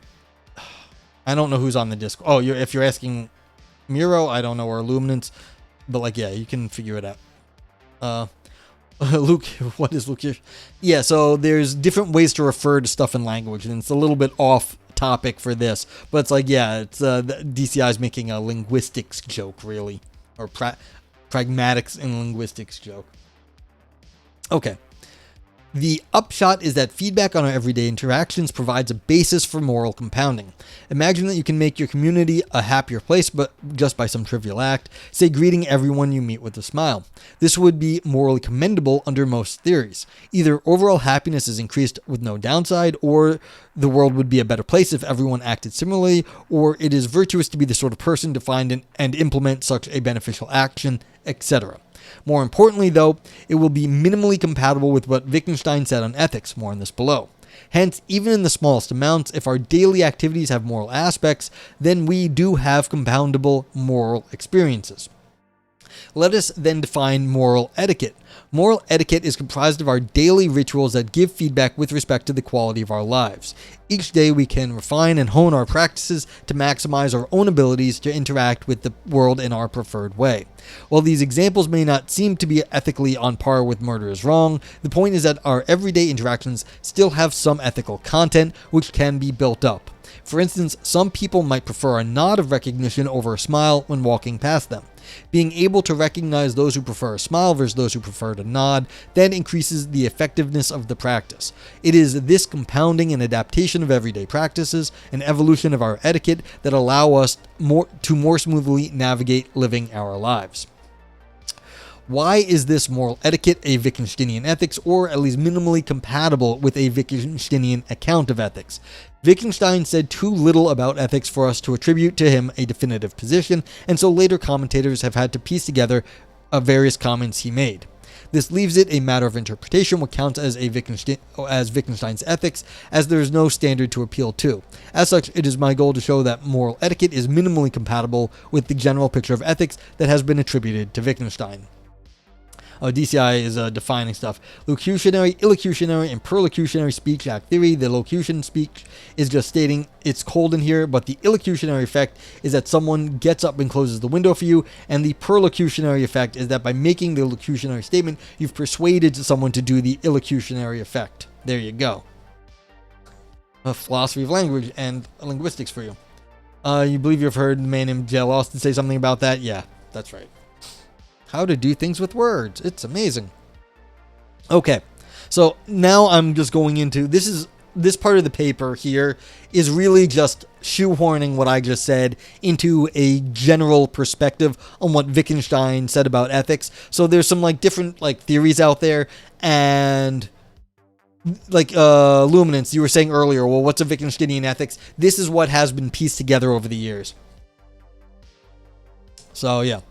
So, to that end, roughly following the sections of Christensen's Wittgenstein ethics, we can identify 4 features of a Wittgensteinian ethics: transcendental, attitude-based, personal, and developed publicly. Going in reverse order, what does it mean that the ethics is developed publicly?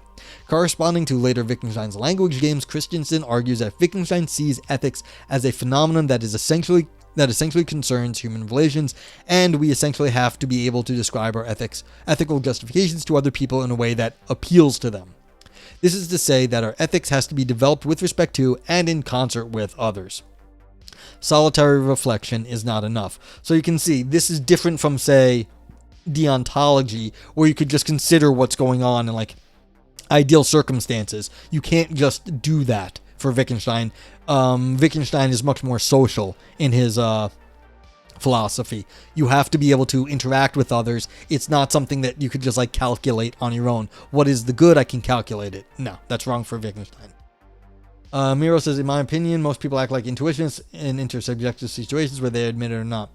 Oh yeah, I mean, fair enough, but this is philosophy. We're discussing Wittgenstein, so he's not a moral intuitionist here. Okay. So, that said, it is also personal. Christensen says, quote, as ethics is the activity of establishing a framework for a meaningful life, it therefore requires a personal commitment to certain ways of living.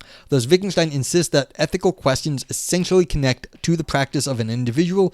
We only understand an utterance as having an ethical dimension by relating it to the life from which it springs. So even though we develop an ethics with others, end quote. So even though we develop an ethics with others, it essentially starts with the life of a particular individual. So you start with yourself, but that's only the beginning of it. You have to go interact. That's how you understand ethics. Okay, now it's going to get complicated. But what is it that a person has in terms of ethics that they develop? It is a specific kind of attitude or background disposition regarding the world. A worldview that acts as a basis for a person's moral development and investigation. Yeah, Christensen notes, quote, ethics is not just a particular view of the world, but an active perspective or attitude that structures this view in a particular way. End quote. This overall sense of the world provides a standard from which a person can make normative claims. If a particular act or view runs contrary to this background sense of the world, then it creates a mismatch against our standard moral picture of the world. When there is a mismatch with respect to a worldview, it leads to a kind of moral uncomfortability.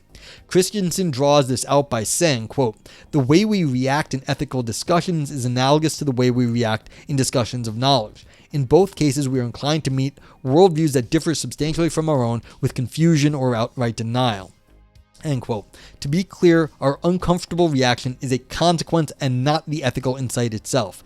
The point is that we have such a basis to morally reason from, a background attitude about how things should be in the world. All right, this is problematic because we have to call this a background attitude, but it's not an attitude. It's a baseline about how we understand what's right and wrong. We have some sort of background baseline or standard from which we judge activities in the world. Most of them don't mean much to us, or they're like good or bad. We have a valence there, but like the fact that we have a baseline is kind of this sort of like strain. It's not an attitude, but we have it sort of lurking in the back of our thought. Tyndareus, I will get to what if I'm wrong. That's part of the that's part of the stuff that I get to. So you got to the accidentally kept going and finished the paper. Yeah, what if I'm wrong? My suggestion following that. Yeah, well, that's the quote, Tyndareus. That's fair, but like I do actually consider if I was wrong and what you can do that. So like with so many tenses, bro. Yeah. Yeah, it's a pain. Yeah, I know. I rely on me. And occasionally I rely on Boone, but even when neither I remain unavoidably a Boone. Yeah, I mean, this is continuing my work. That's one of the reasons I wrote this paper, was to continue my work. What if Greenstein has a deep disagreement with that Greenstein? Well, screw that guy. He's gone. He don't matter. Greenstein 2022? Yeah. Okay. Oh, Christensen Mortensen? Yeah. I don't know. Why so many tenses? It's, well, Yovko, I had to spend a lot of time writing this paragraph. It's not easy to explain what's called an attitude when it's really not an attitude. Like, I could give you an attitude and be like, I'm angry with you, or like have like discuss things, or like I feel mad, or like I feel like I have a bad attitude at this point. Those are not the attitudes we're talking about.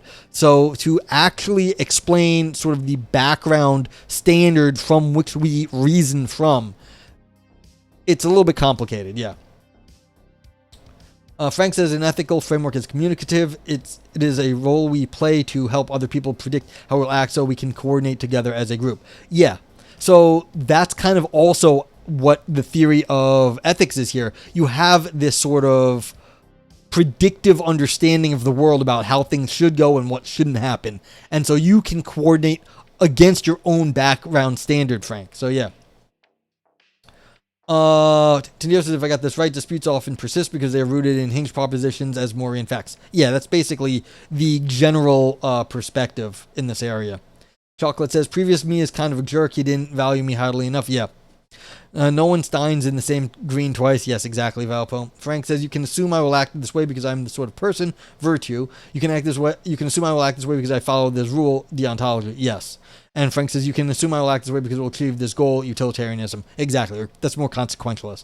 Because it will be consequences is the goal. But yeah, that's exactly right.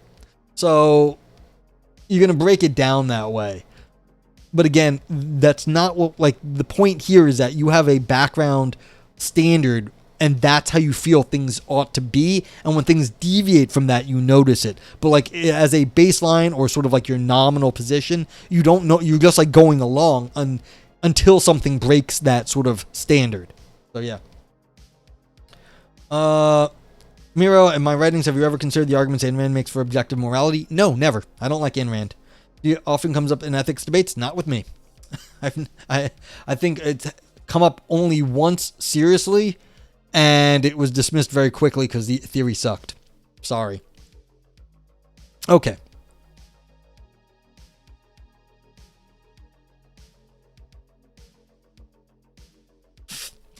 Okay, where was it? All right, lastly, we need to consider the metaphysical status of this baseline background attitude. It is not any object in the world, nor even a feature of our psychology. It is a necessary condition from which we make more normative moral judgments. That is, it is transcendental. So this is what I've been trying to talk about. It's hard, though. Philosophical ethics concerns the very possibility of having normative attitudes towards our lives and the circumstances in which they unfold. That is, the possibility of relating to the world in a way that establishes distinctions between what we find important and unimportant, valuable and neutral, right and wrong. So yeah, I've been trying to do that, give a better quote than this, but I just quoted this. Now, in this area of philosophy, people kind of know this, like this theory. So I just kind of outline what Christensen said, and people have this sort of understanding already.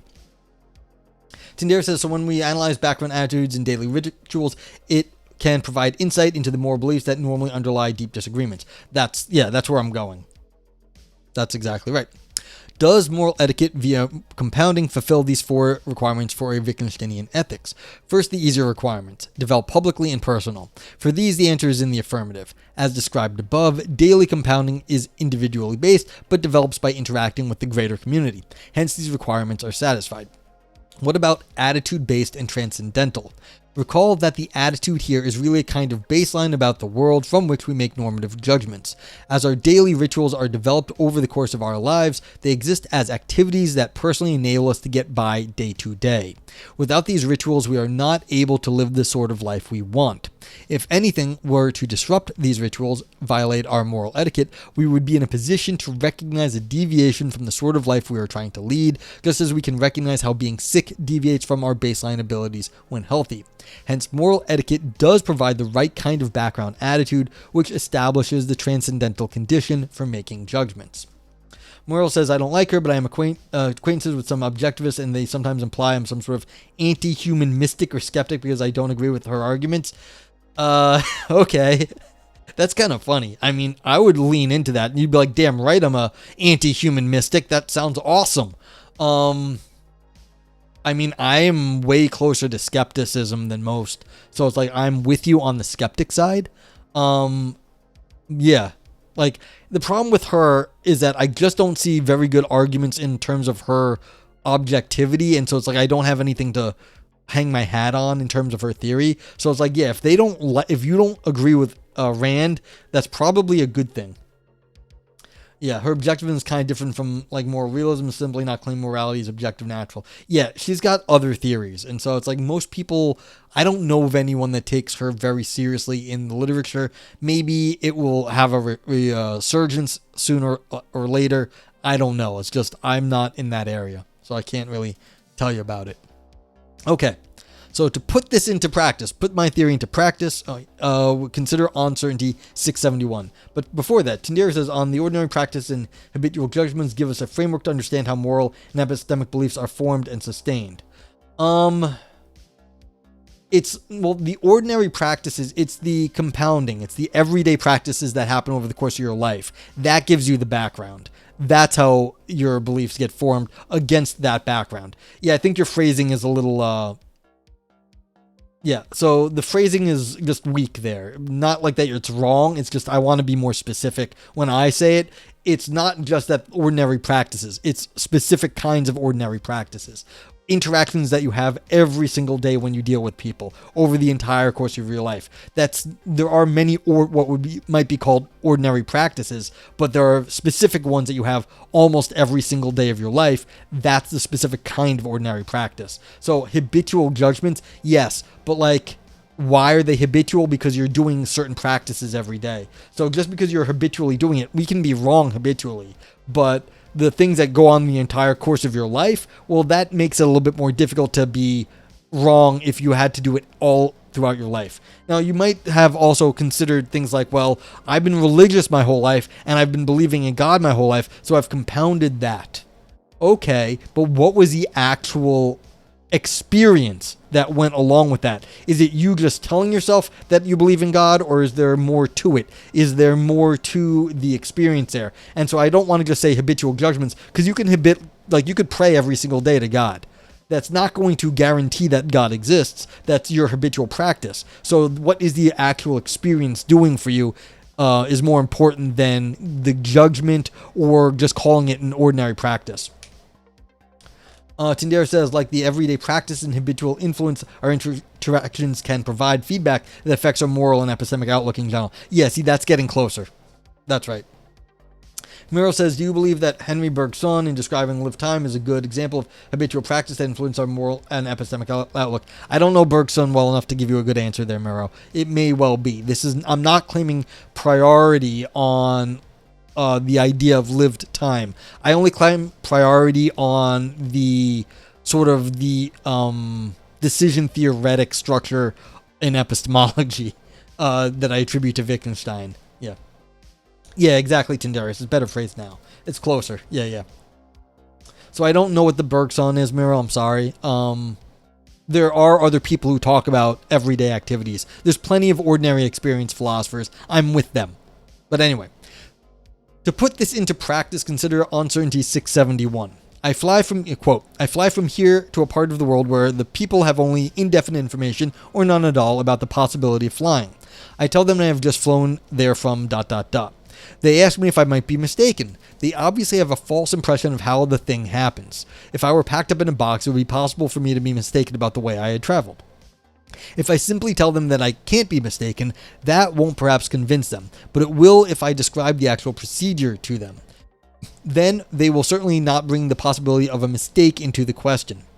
But for all that, even if they trust me, they might believe I had been dreaming or that magic had made me imagine it. End quote. Here, Wittgenstein imagines an encounter with people who have a very different understanding of the world and do not believe what he says about airplane flight. He notes that insisting on the truth of his statements will likely be futile. However, in discussing the procedure, the way he actually interacted with the world when flying on a plane, that this could make some headway. But what is the procedure of airplane flight? It is not the physics of flying, but the travel to an airport, interacting with the number of specialized staff, the entering into the body of an aircraft, the aircraft powering up, taking off and landing, and finally exiting the plane. These are all things that we generally do not make mistakes about. Even though Wittgenstein notes that the people may not yet believe him about flight, they will have moved beyond their initial basic disbelief. And I want to be clear about this. Wittgenstein had a degree, I believe, in aeronautical engineering. He went to school and do airplane flight and stuff, okay? So he knew about physics and stuff. He knew about airplane flight. He had been in World War I. He understands plenty about airplanes and science and that shit. That's not what he was talking about in this part of Uncertainty. He's talking about all these everyday interactions. And this is why I harp on procedures. He's not talking about the physics of airplane flight. He could have talked about those. He talks about the procedures of flying somewhere. And that's very different. Chalk wants to share with your entire airplane-related life experiences. Yeah. Miro says, do you have believe a problem comes up with these discussions? Uncertainty that people equivocate on what certainty entails? No, because when I define it, I mean absolute certainty. There is no equivocation with me. Other people might, but then you go be like, well, what do you mean at that point? And if they do, then they have to own up to it themselves. Tyndare says, to get that in order, the everyday experience to support core beliefs like having a hand, which serves as a foundation hinge, which is resistant to doubt. Yeah, so that I have a hand is resistant to doubt. I don't know how well you can put that together with other stuff, but then at that point, you can default to Bayesian epistemology or something, or the more scientific worldview. But if we were talking about hardcore knowledge in terms of philosophy, I have a hand is baseline fundamental. How we build up knowledge from there is a scientific problem, a social problem. But basically that's right, Tindarius. So, okay. Tindarius says, to get that in order, everyday experiences core beliefs like having a hand, which serves as a foundational hinge, which is resistance out. Yeah. So it's how you move on from have a hand to the rest of the stuff we know, that's a different problem. But basically, yeah, you have to be able to start with I have hands, otherwise you can't do experiments. Yovko, I don't know if equivalent, but weird or inconsistent definitions. Doubt seems not well defined to me in most cases. Yeah. Yeah.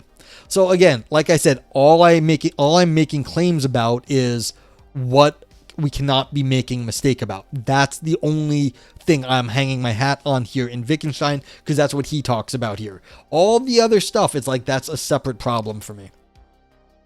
Okay. Okay, finally we can return to the issue of moral disagreement. Consider two people who disagree whether all killing of another human is wrong. According to this Wittgensteinian moral etiquette, a moral question like this one is one that pulls upon the fabric of our entire lives. A moral question like this is one that pulls on the fabric of our entire lives. It asks about the way we have been making our way in the world, that is, our everyday rituals, the procedures from 671 above, that have been compounded day after day and defined a background attitude on how we understand our world. It asks how an act of killing stands in comparison to this baseline. Let's say that one disputant has lived with chronic pain their entire life, constantly having to cope just to do daily tasks others perform easily. They can imagine the pain becoming unbearable to a point where they believe that it would be better not to be alive. They might consider death merciful and acceptable and allow for killing in such circumstances. The other disputant had a close family member who died when they were very young and has lived with the pain of that loss since. They have found this pain unbearable at times and so believe that no one else should go through it unnecessarily. Miro says, I don't know anyone who argues all killing is immoral, like for self-defense. Yeah, but this is the question. How can we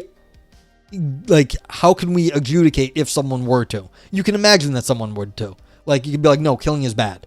Like, turn the other cheek always. Like, that's not an unknown position. Yes, exactly. So, Yovko, like, this is not exactly as Yovko says, this is not a unknown position. It may not be very many people, but there are people who hold this sort of thing.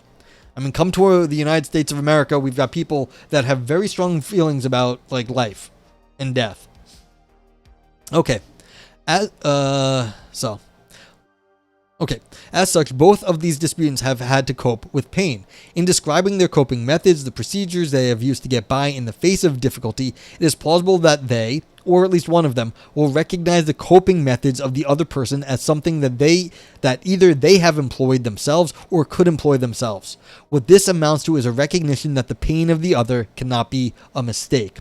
So the whole point is that both of these people have systematically had to deal with difficulties in their lives, and when they can realize the other person has had similar painful, like, life experiences, they can recognize that.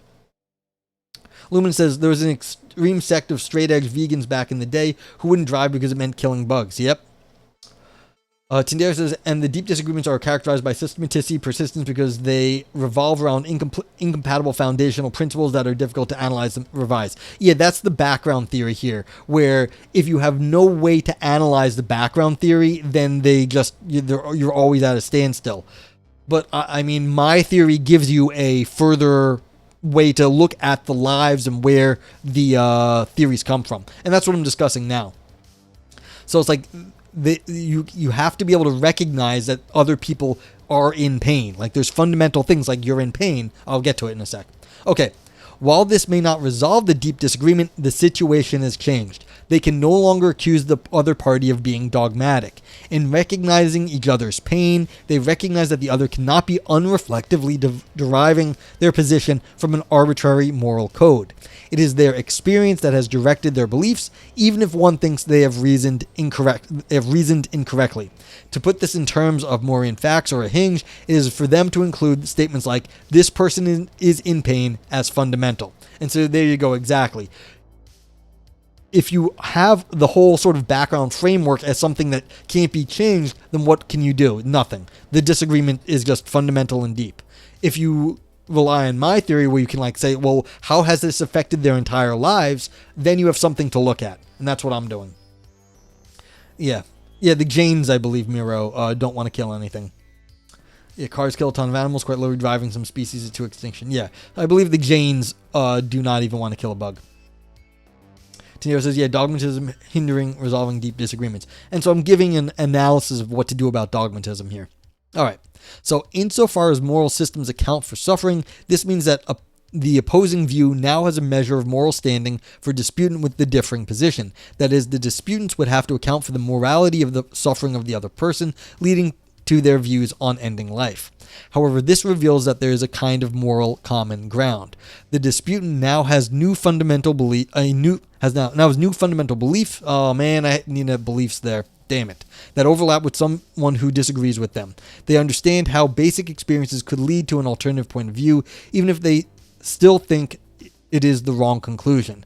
Once we have such a common ground, let me just fucking highlight this, has a new fundamental beliefs. God damn it, Noah. Alright, once we have such a common ground, the deep disagreement has become a little less deep. Yeah. It's pretty hard to debate creationists. Yeah, all I'm trying to do is get any sort of overlap here. I'm not saying this is easy. Therefore, by looking into their background attitudes determined by these everyday rituals, we give ourselves an opportunity to identify the source of their moral beliefs and potentially begin to adjudicate the deep moral disagreement. Didn't anyone prove this for you? No. You have to do everything, DCI. That's how this shit goes nowadays. I should have waited till reading this before I sent it in. I already sent it in, but fuck it, it's done now. I might be able to fix it later. What do you mean, why? That's how things are. Conclusion.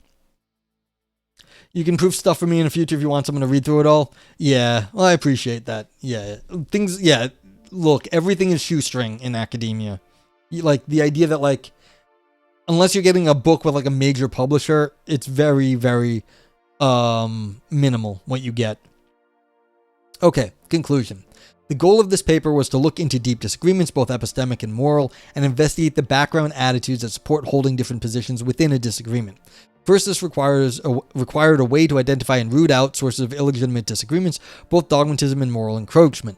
Then I argued that the epistemic analysis would be incomplete without covering moral deep disagreements, though of course an account of moral disagreement has merit on its own. To this, I appealed to Wittgenstein 2022 to provide a method of evaluation for deeply held beliefs, which located the source of such beliefs in our everyday lives, and from there also gave a possible means of adjudication between disputants.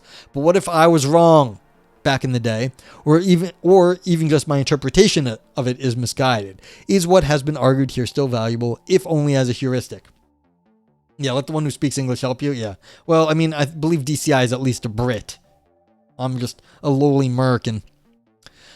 The guiding thought was that beliefs are rooted in our everyday life. While we trust certain sources such as religion or science to extend what we know and believe, we have granted these institutions that trust on a certain basis. This holds the same for beliefs we have acquired for ourselves. Beliefs come from somewhere. I have a hand and murder is wrong did not appear ex nihilo. The question is, even if they cannot be doubted, where did they come from? Wittgenstein considered this. He said, and Frank, this is where you said earlier, I can't be making a mistake, but someday, rightly or wrongly, I may think I realize that I was not competent to judge. End quote. This implies that there is some background competence that matters, even if a proposition cannot be doubted. My suggestion following Wittgenstein 2022 is that this competence is the competence of living our everyday life, where experiences compound in their daily repetition. Granted, there could be other ways of being competent at gaining moral and epistemic insight, say via more phenomenology, epistemic virtues, or similar. However, I showed that my account is at least minimally compatible with what Wittgenstein said on the topic. This makes it a plausible candidate, as a deep disagreement literature has generally drawn from Wittgensteinian philosophy. Considered more widely, the epistemic and moral compounding theories mentioned here are in line with the habit forming of virtue ethics. The refinement of compounding may be viewed as a potential method of developing good habits on the road to virtue. Granted, there is no reason to attribute a virtue ethics to Wittgenstein, but I mention this to situate my theory within the wider tradition of ethics. That said, the modern revival of virtue ethics in the Anglo-American philosophical tradition was brought on by Anscombe in 1958, one of Wittgenstein's students and editors. Also, the concept of etiquette as a moral theory has a long history in the Confucian tradition, which too is a virtue ethics.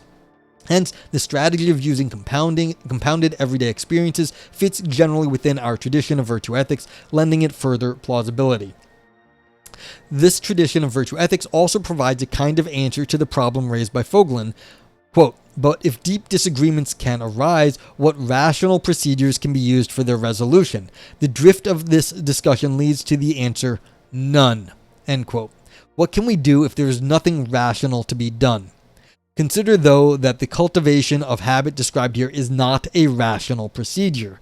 We need to have experiences of the correct sort to develop etiquette over time. While we do have to rationally reflect on these experiences, building up our etiquette is a habitual process. As argued above, we can cultivate our habits, leading to new ways of interacting with others. This builds up our background competence, meaning that we can have a greater mutually acceptable ground for dealing with disagreements, both epistemic and moral. So while we may not currently be able to rationally resolve a deep disagreement, this is also not cause for despair. There is still the possibility that our etiquette will develop enough in the future that common ground will be found. QED. And thanks to Michael Lara for clearing up some shit in hinge epistemology. Everything that guy just said is bullshit. Thank you. Thank you. Thank you, Vipers. I hope you're having a great day. So yeah, that's the paper. Oh, dearie.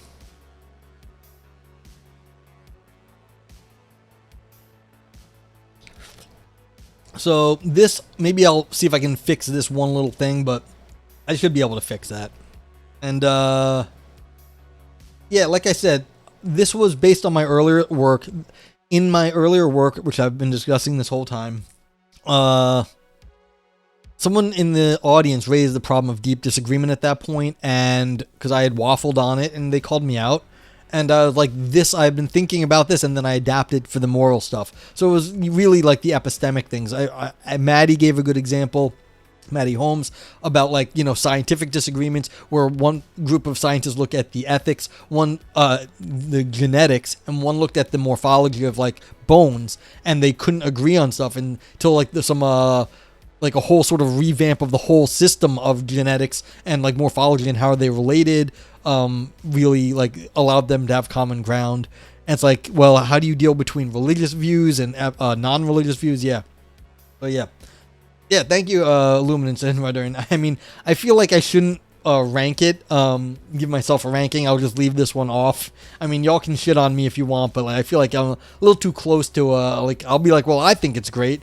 So if you guys want to spam some emotes, feel free, but I'm not going to actually record the emotes for put it up on the Philosophy Roulette site, because it's not a normal review. It's I'm a little too close to it. I guess if y'all want to do it, you can, but I won't save them or whatever it is. One thing I did want to do though was this quote, 671. Nog nog nog nog nog. Yeah, it's definitely nog nogged. Nog nogged, exactly. One thing is this quote here from 671, where Wittgenstein is talking about flying to a different part of the world. No griot, exactly. What was I gonna do? So one thing I did was I actually asked ChatGPT to explain this quote. So let's see if I can zoom in on this a little bit. Yeah, here we go. So about a month ago, I asked ChatGPT to explain this quote, 671, not 672, but 671 here. Thank you, fucking. Okay, so here, 671 of uncertainty about flying. And this was the response.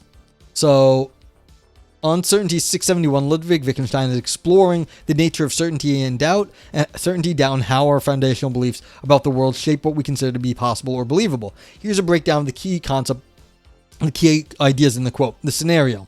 Wittgenstein imagines flying to a place where people don't know about airplanes or the concept of human flight. When he tells them that he flew there, they question whether he might be mistaken.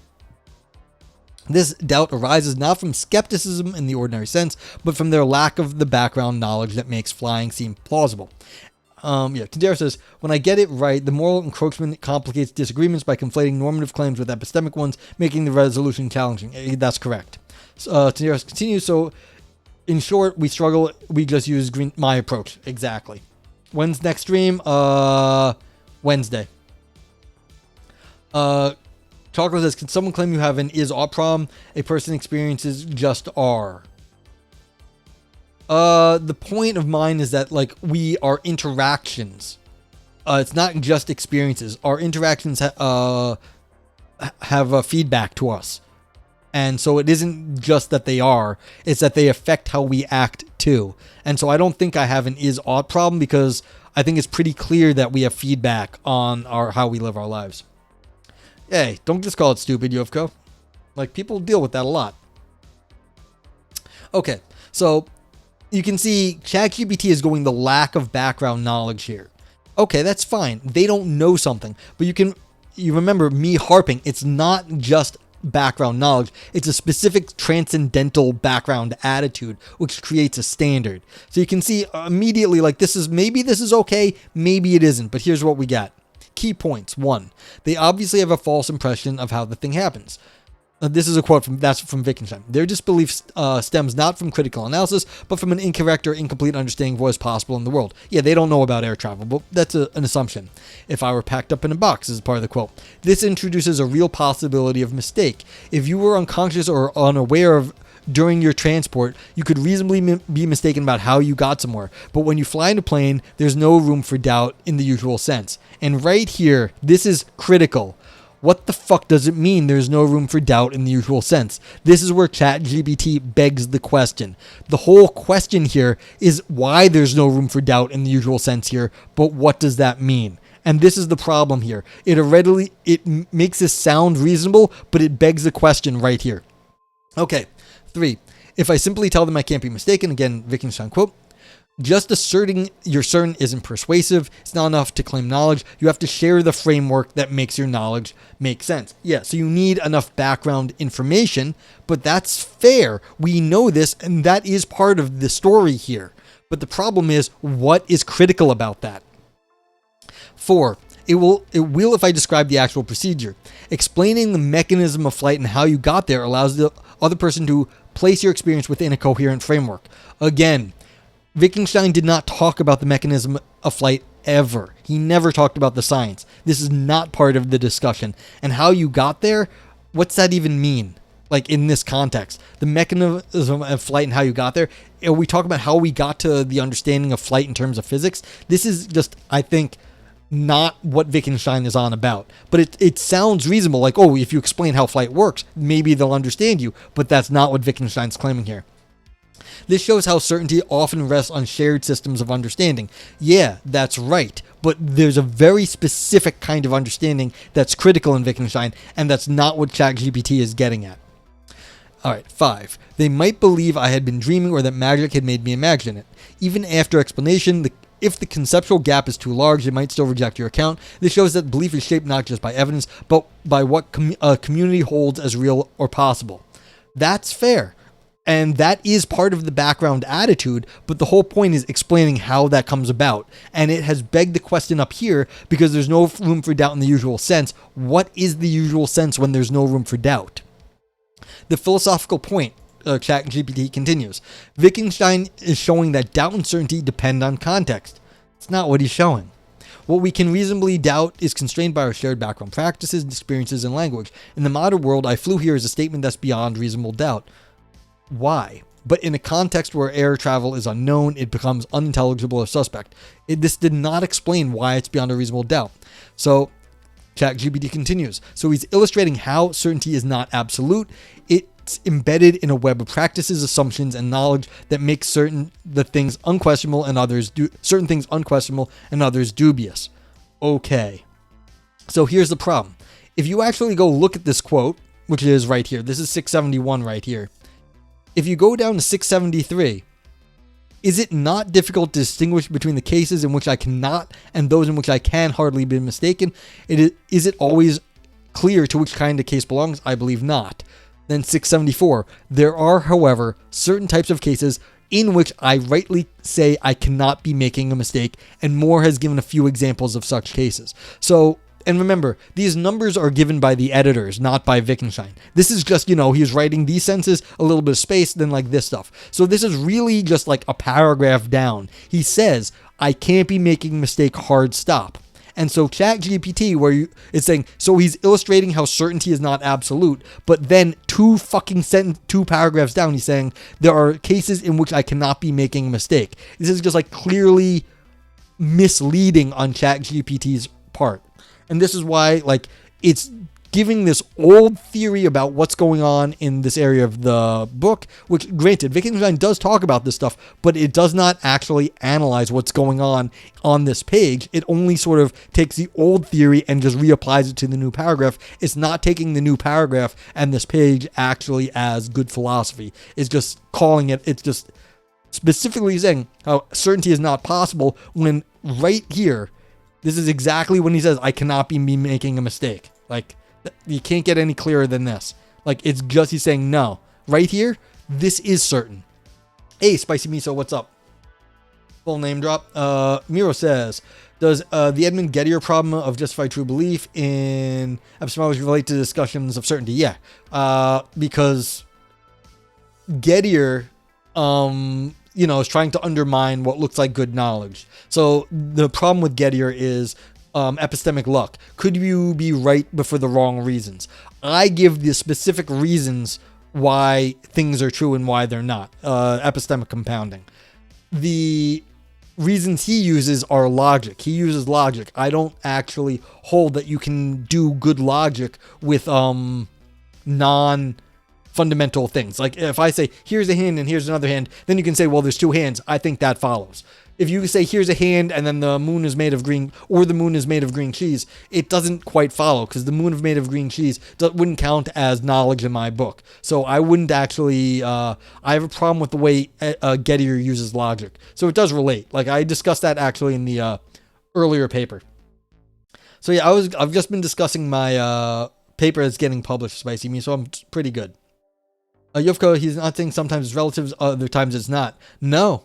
He isn't. He's saying in certain cases, like in these cases which Moore gave, like here's a hand, this is not, there's no question of the certainty. You cannot be making a mistake, and Moore has given a few examples of such cases. Full stop, as far as I'm concerned. And so there are, like, the idea that, like, how certainty is not absolute, according to like the standard sort of background theory and ChatGPT, I think is just wrong.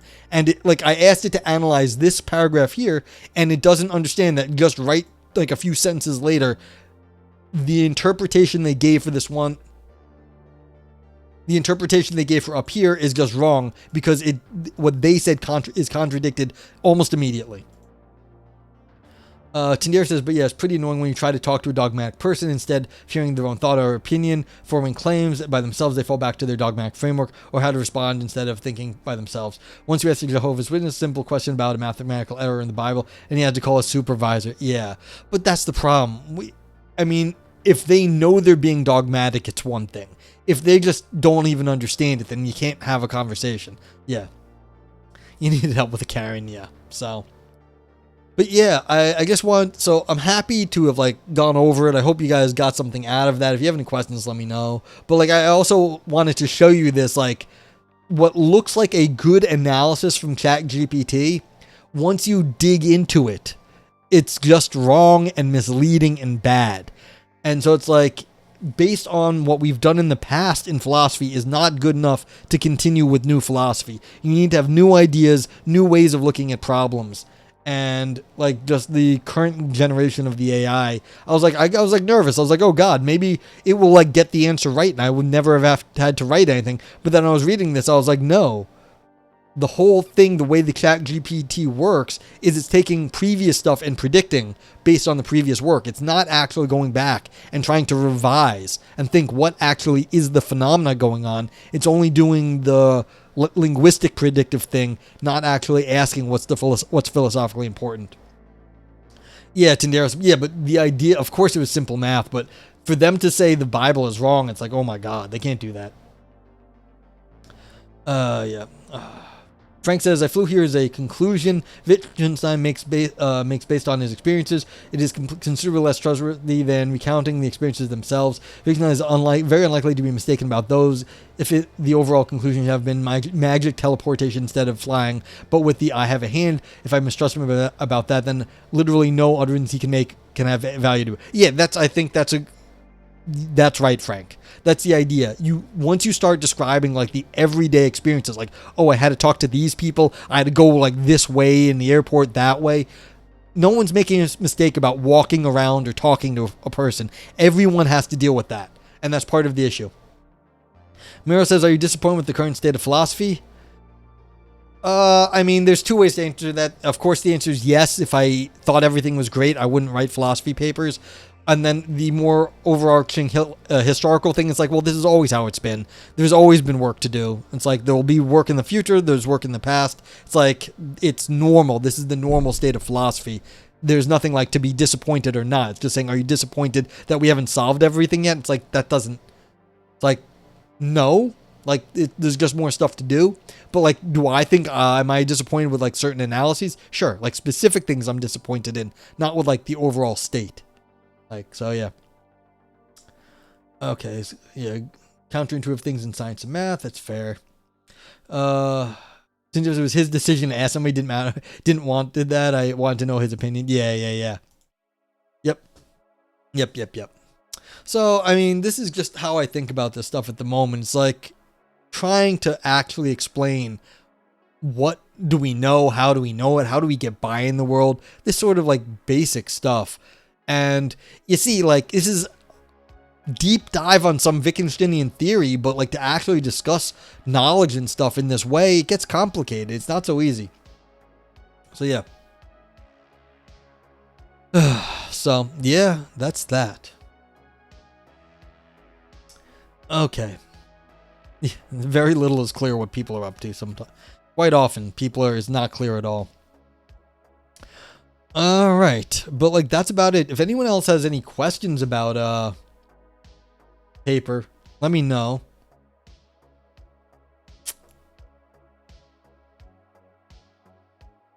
Yeah, so I have no idea when this is going to officially come out. I'm also about to get blinded. The sun is getting below the roof thing here. Let's rate it. You want to rate it? Here, go ahead. Okay, so you want to rate. So, if you thought this was fun and it gave you some fun ideas, gave you a brain dance, give it brain dance. Spelling and capitalization do matter here. If you don't see the emotes in chat, you can see them here on screen. They're better TTV emotes, so everyone can use them. You just have to install the extension. If you thought this talked about existential or artistic drama, maybe social drama, give it a scream. Nog Ouroboros for deep ancient ideas. Nog Knife for slicing and dicing arguments. Nog Navel gazing only for academics. Nog Turd, all style no substance, still poop underneath. And Nog Grapes for big claims that shrivel up. You can also use the global vote yay and vote nay of Twitch, or my vote meh. Please note that I do like calculate an overall score. Anything in the green will make the score go up. Everything in the red make the score go down. And the meh will actually make everything go towards the middle. And if you reuse an emote, it counts. So yeah. So Ra gave it a dance and a yay. Thank you. Miro gave it an Ouroboros. I appreciate that. Flu, enjoy spectating this content. Thanks for hosting it. Oh, thank you for being here. Appreciate that. Chocolate gave it a Nog Oro. I wonder why it didn't go through. Oh yeah, the N was capitalized. You have to get the spelling correct. I'll fix that if you do not later, but I appreciate it if you do. So yeah, I'm gonna have to start dodging my. One of the reasons I don't stream in the afternoon, I have to wear a hat. Okay, we got a Met and a brain dance. Thank you, UFCO. Luminance gave it a brain dance, some knives and two yay. I appreciate that, Luminance. But yeah.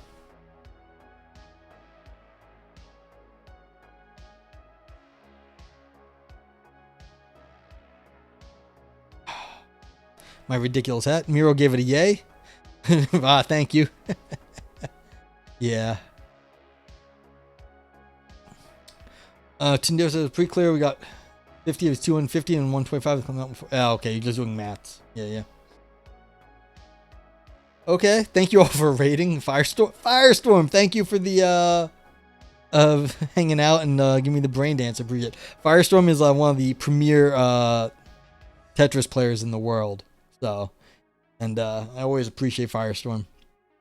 So, you streaming anytime? I haven't seen you stream in a bit, Firestorm. But yeah, Tinderos gave me, thank you for all the yays. I appreciate that.